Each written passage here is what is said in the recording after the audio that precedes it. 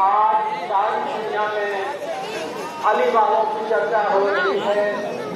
आज सारी दुनिया में अली वालों का जिक्र हो रहा है और जो नाम आगाज से पहले अली सरकार का जो आपको मैसेज करता है कि इसका नगमा जुनून के साथ पर गाते हैं हम। इश्क का नगमा जुनून के साथ पर गाते हैं हम। अपने गम की आग से पत्थर को पिघलाते हैं हम। अपने गम की आग से पत्थर को पिघलाते हैं हम। और जाग उठते हैं तो सूली पर भी नींद आती नहीं। जाग उठते हैं तो सूली पर भी नींद आती नहीं। वक्त पड़ जाए तो अंगारों पे सो जाते हैं हम। जाग उठते हैं तो सूली पर भी नींद आती नहीं। और वक्त पड़ जाए तो अंगारों पे सो जाते हैं हम। और हमसे बढ़कर जिंदगी को कौन कर सकता है प्यार? हमसे बढ़कर जिंदगी को कौन कर सकता है प्यार? और अगर मरने पे आ जाए तो मर जाते हैं हम। हमसे बढ़कर जिंदगी को कौन कर सकता है प्यार? और अगर मरने पे आ जाए तो मर जाते हैं हम। और दफन होकर खाक में भी दफन रह सकते नहीं।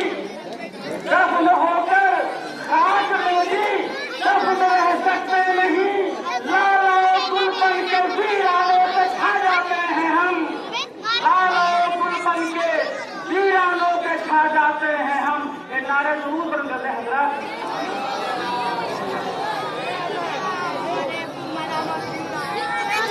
एक सैयद का सवाल सन 60 और 61 हिजरी में मुल्क शाम से उठा था। मुल्क शाम से किया गया था इमाम वक्त से। और एक सवाल सन 1446-43 हिजरी में मगरिब की तरफ से पेश किया गया। उस वक्त के इमाम ने उस यजीद वक्त को मुंहतोड़ जवाब दिया। उस वक्त के यजीद को अपनी हुकूमत में नाज था।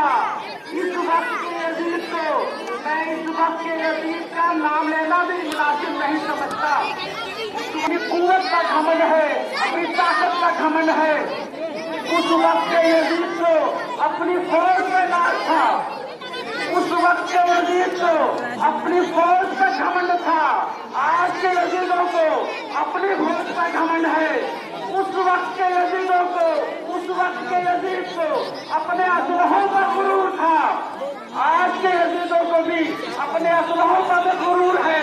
लेकिन उस वक्त के इमाम ने उस वक्त के यजीद को मुंहतोड़ जवाब देते हुए कहा कि मुझ जैसा तुझ जैसे जमीर की बैत नहीं कर सकता।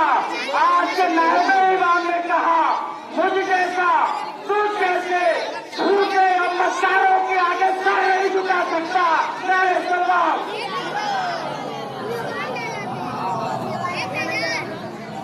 उस वक्त के इमाम ने, उस वक्त के इमाम वक्त ने उस वक्त के यजीद से कहा जिल्लत की जिंदगी से इज्जत की मौत बेहतर है। इस वक्त के नायब इमाम ने कहा कि तुम्हारी गुलामी से जंग के मैदान में मारा जाओ, मेरे नजदीक ये बेहतर है। मोहम्मद वाले मोहम्मद पर जाने ग्रामी ये जरूरत उनके अंदर आई कहाँ से? उस कौम के अंदर ये ताकत आई कहाँ से? ये जरूरत उनके अंदर आई इल्म की वजह से, इल्म के सरमाए की वजह से और परवरदिगार की आले मोहम्मद की मार्फत की बिना पर। इसलिए मेरे अपने नौजवानों को, अपने बच्चों को चलना है, सीना तान में चलना है तो इल्म को अपना जगह बनाएंगे और मार्फत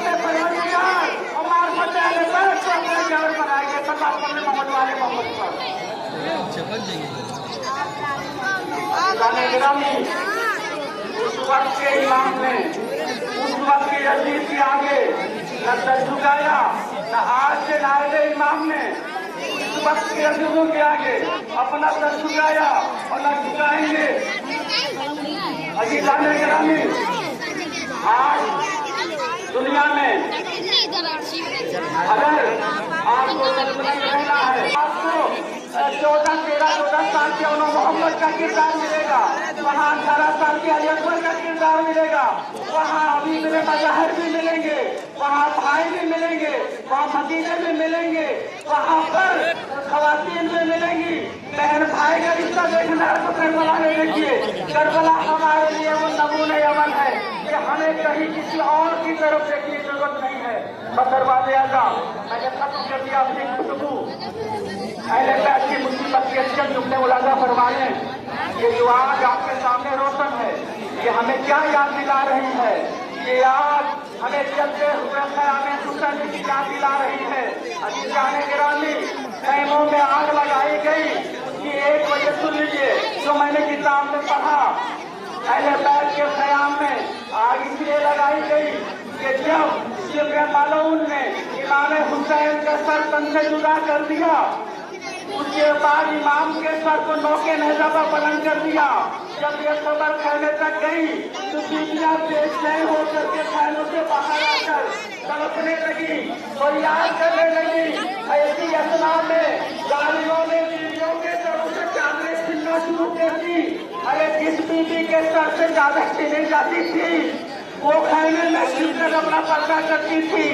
जिस बीबी के सर से चादर छीनी जाती थी वो खैमे में छिपकर अपना पर्दा करती थी। जब सारी बीवियों के सर से चादर छीन ली गई तो सारी बीवियां खैमों में जा छुपी। अब इन मलूनों को उनकी का पर्दा बाकी नहीं रखना था। उन्होंने बीवियों को खैमे से बाहर निकालने खातिर तरह की हरकतें देने शुरू कर दी। ये डालने खैमे में कर आए, बीवियों को नेज़े की अनिया चुभ होने लगे, नेज़ों की अनिया मुझसे तर हो गई, बीवी की पसलियां बीवियों की पसलियां जख्मी हो गई। लेकिन कोई भी बीवी एक पर्दा खैमे से बाहर नहीं निकली। अरे जब जालिम नाकाम हो गए, बीवियों को खैमे से पर्दा नहीं निकल पाए तो शिब्र मलऊन ने हुक्म दिया ये खैमों को आग लगा दी जाए, खैमों को आग लगा दी जाए। ये सुनना था कि सारे जालिम टूट पड़े, खैमों में आग लगाना शुरू कर दिया। अरे एक खैमा जलता, बीवियां दूसरे खैमे में चली जाती, दूसरा खैमा जलता, बीवियां तीसरे खैमे में चली जाती। जब सारे खैमे जल गए, आखिरी खैमे में भी आग लग गई तो बीवी ज़ैनब इमाम वक्त के पास गई, बोले कहने लगी बेटा से इधर तक जा, सारे खैमे जल गए, आखिरी खैमा बचा है, तुम इमाम वक्त हो, बताओ क्या हुक्म है? सब रहना खैमों से बाहर निकल जाए या इन जलते हुए खैमों में जलकर मर जाए। इमाम वक्त ने कहा मुझे अम्मा जान का बचाना लाजिम है, आप खैमे से बाहर निकले। अरे इमाम वक्त का हुक्म मिलना था, बीवियां पर्दा जलते खैमों से बाहर निकल गई। बस अजीज़ाने गिरामी, दूसरी कभी दूसरा बराबर हो रहा है, बस दूसरे जुमले वादा फरमाने। अरे हम करबला के इंसान होते याद नहीं मनाते, बल्कि अगर जान मर लेती हमारे इमाम के साथ वफादारी निभाई है तो हम उसकी भी याद मनाते हैं। अरे ये दुनिया जब इमाम को बचा न सका, जब इमाम का सर पूजा कर दिया गया तो इसने अपनी पेशानी को इमाम के खून में रंगीन किया और उसके बाद होता हुआ खैमे तक आया। जनाबे ज़ैनब ने देखा कि दुनिया आ रहा है, अरे उसकी पेशानी खून से रंगीन है, जीभ ढली हुई है, बीवी समझ गई मेरा भैया मारा गया, अरे मैं भाई के हो गई, अरे सकीना यतीम हो गई। अल्लाह